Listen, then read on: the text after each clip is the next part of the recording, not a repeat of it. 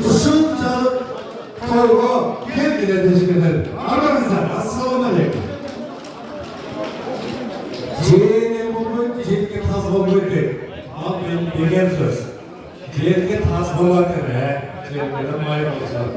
Ceğene bulmakın tanası mayı olsun. Bir tanayı tanıttı, ceğene tanıdan artattı.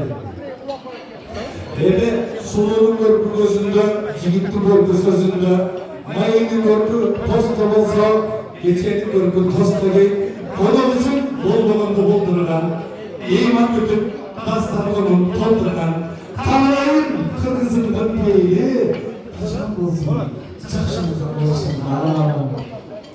Evet, bu çok farklı, değil mi? Dastanının bu kadar Türk'ün tutmakta. Böyle sazıp koydu işte. Ara kanya bir doşaraklar. Artsanız zarardaki Birimi Ceyin'de kurumuna getiriyorlar. Çirkin var, çirkin var. Elif yolda, akabat olur bastan, iyi yolda.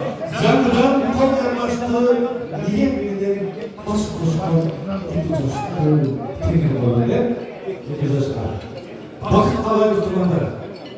Bu şerefsizler, koyarlarından bir kişi, tunuşup takılar bin kişiler. Düşün çeker kendinize de. Sıvı.